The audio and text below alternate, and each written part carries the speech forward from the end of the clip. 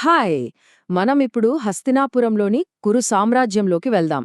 అక్కడ ఆ వంశ భవిష్యత్తునే మార్చేగల ఒక కీలకమైన నిర్ణయం తీసుకోబోతున్నారు. అసలా కథేంటో చూద్దామా? ఇక్కడ మనల్ని తొలిచేసే ప్రశ్న ఒకటే. ఒక మామూలు పెళ్లి సంబంధం మనందరికీ తెలిసిన ఒక మహాప్రతీకార గాథకి ఎలా నాంది పలికింది? అది మహాభారతంలోనే అత్యంత క్రూరమైన విలన్లలో ఒకడిని ఎలా సృష్టించింది? అదేంటో ఇప్పుడు విశ్లేషిద్దాం. సో కథ ఇక్కడ్నుంచే మొదలవుతుంది. రాజుకోసం ఒక వధువుని వెతకడంతో.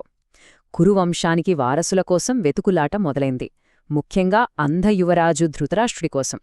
వాళ్ల లక్ష్యం ఒక్కటే, వంశాన్ని ఎలాగైనా నిలబెట్టడం. అంటే కురువంశానికి వారసులు కావాలి. అది చాలా అర్జెంటుగా. ఆ బాధ్యతను కురుపితామహుడు భీష్ముడు తీసుకున్నాడు. ఆయనకు ఎలాంటి అమ్మాయి కావాలంటే కేవలం వధువుగా వస్తే సరిపోదు, ఆ రాజ్యానికి ఒక బలమైన భవిష్యత్తునివ్వగలగాలి. ఎందుకంటే గతంలో వాళ్లు వారసుల విషయంలో చాలా ఇబ్బందులు పడ్డారు. అందుకే ఈసారి ఎలాంటి రిస్క్ తీసుకోకూడదని ఫిక్స్ అయ్యారు. వాళ్ల వెతుకులాట గాంధార యువరాణి గాంధారి దగ్గర ఆగింది. ఎందుకంటే ఆమెకు శివుడి నుంచి ఒక అద్భుతమైన వరముంది. అదేంటంటే ఆమెకి ఏకంగా 101 మంది సంతానం కలుగుతారు. భీష్ముడికి ఇంతకంటే ఇంకేం కావాలి చెప్పండి? వాళ్లు వెతుకుతున్నది సరిగ్గా ఇదే కదా.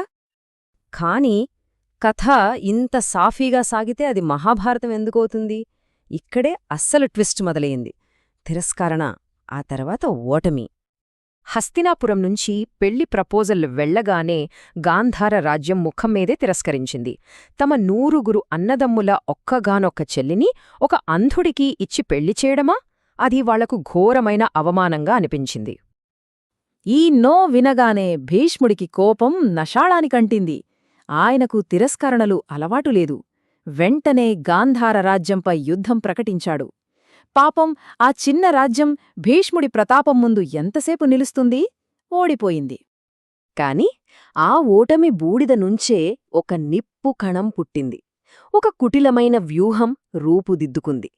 గాంధారి సోదరుడు తెలివికి, మోసానికి పెట్టింది పేరైన శకుని ఇక్కడే కథలోకి ఎంటరయ్యాడు.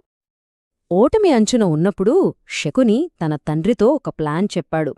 స్టెప్ 1, ఓటమిని అంగీకరించాలి. స్టెప్ 2, ఈ పెళ్లికి ఒప్పుకోవాలి. స్టెప్ 3, నేను వాళ్లతో పాటే హస్తినాపురం వెళ్తాను.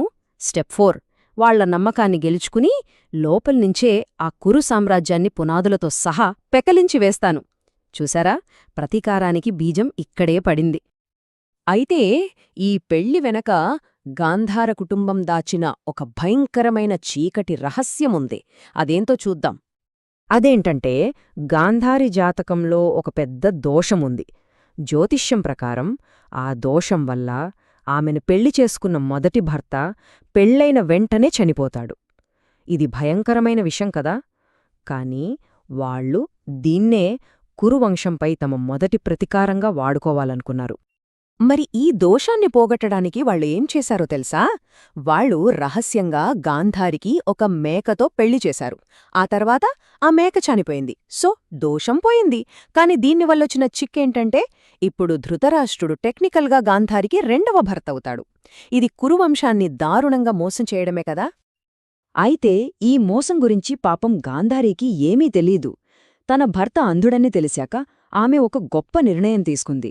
నా భర్త లోకాన్ని చూడలేనప్పుడు నేను కూడా చూడను అని జీవితాంతం కళ్లకు గంతలు కట్టుకుంది. ఆమె త్యాగానికి హస్తినాపురం మొత్తం మెచ్చుకుంది. కాని ఆ గంతల వెనుక వాళ్ల కుటుంబం దాచిన ఇంత పెద్ద నిజముందని ఎవరికీ తెలీదు. కాని నిజం ఎప్పటికీ దాగదు కదా. ఆ రహస్యం బయటపడింది. ఆ తర్వాత జరిగిన పరిణామాలు చాలా భయంకరంగా ఉన్నాయి. చెరసాలలో ప్రతీకారం మొదలైంది. ఎలాగోలా వేగుల ద్వారా ధృతరాష్ట్రుడికి అసలు విషయం తెలిసిపోయింది.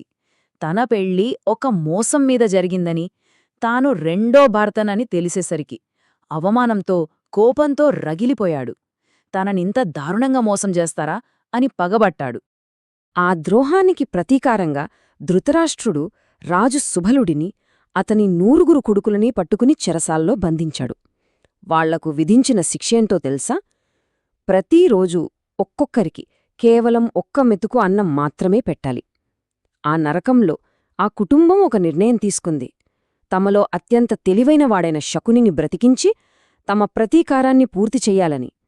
99 మంది సోదరులు వారి తండ్రి తమ ఆహారాన్ని శకునికిచ్చి కళ్లముందే ఆకలితో మరణించారు.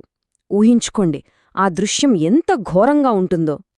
ఆ చెరసాలలో ఆ చావుబతుకుల మధ్య శకుని ప్రతీకారానికి ఒక ఆయుధం కూడా దొరికింది. అవే విధిని మార్చిన పాచికలు. చనిపోయే ముందు తండ్రి సుబలుడు తన కొడుకు ఎప్పటికీ ఈ పగను మర్చిపోకూడదని ఒక పనిచేశాడు. శకుని కాలును విరగ్గొట్టాడు.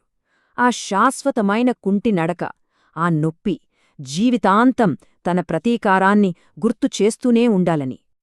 ఆ తర్వాత సుబలుడు తన చివరి మాటగా చెప్పాడు, నాయనా, నేను చనిపోయాక నా వెన్నెముకను తీసుకుని దానితో పాచికలు తయారు చేసుకో.